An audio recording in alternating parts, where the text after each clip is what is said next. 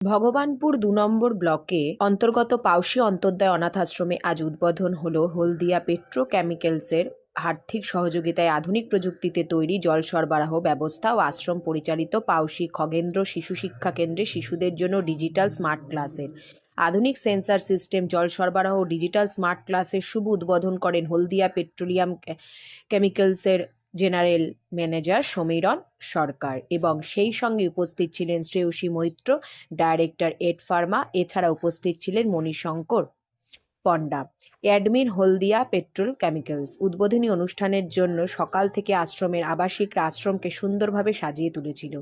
HPL এর general manager Samiran সরকার বলেন, শিশুদের স্মার্ট ক্লাস এবং আধুনিক জল প্রকল্প শিশুদের জন্য যেহেতু তৈরি হয়েছে, তাই শিশুদের দিয়েই এটা উদ্বোধন করা হোক। এই প্রস্তাব মতো শিশুরাই খুব আনন্দ সহকারে স্মার্ট ক্লাস এবং জল প্রকল্পের উদ্বোধন করেন। সকাল থেকে নিজ হাতে আশ্রম প্রাঙ্গণ সাজিয়ে তুলেছে শিশুরা এবং প্রত্যেকটি শিশু খুবই আনন্দে মুখরিত ছিল। আশ্রমের কর্ণধার বলরাম করণ বলেন, এই ধরনের প্রকল্প এই আশ্রম চত্বরে হওয়াতে আশ্রমের শিশুরা খুবই আনন্দিত।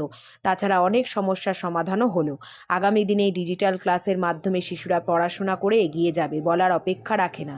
এইচপিএল এর পক্ষ থেকে আগে কমিউনিটি হলের সুব্যবস্থা করে দিয়েছিলেন, যার দ্বারা শিশুরা বসে পড়াশোনা এবং অনুষ্ঠান করতে পারে। আগামী দিনেও বড় কিছু করার আশ্বাস দেন। দুটো সাবমার্সিবল বসানো হয়েছে এখানে, এটা আর একটা পিছনে দেখাবো স্যারকে।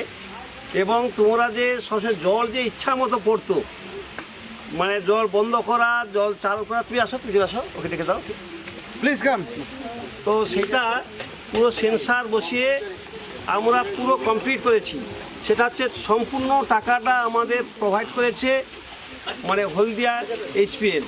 তো আমাদের যেমন একটা বড় মানে কমিউনিটি হল তৈরি করে দিয়েছে, সেটাতে যেমন আমাদের তোমরা পড়াশোনা করার সুযোগ পেয়েছ, আবার অনুষ্ঠান করার সুযোগ পেয়েছ, সেই সঙ্গে সঙ্গে আবার বড় বড় মিটিং প্রোগ্রাম করলেও সেখানে হচ্ছে, মানে মাল্টিপারপাস একটা কাজ আমাদের হচ্ছে। সেই সঙ্গে সঙ্গে আমরা আবেদন করেছিলাম শুধু আমাদের জলের ব্যবস্থা নয়, আজকের আমাদের পাউশি খগেন্দ্র শিক্ষা কেন্দ্রে একটি ডিজিটাল ক্লাসরুম উদ্বোধন হবে, যেটা কোনো স্কুলে এত সুন্দর ডিজিটাল ব্যবস্থা নেই যেটা আমরা করেছি।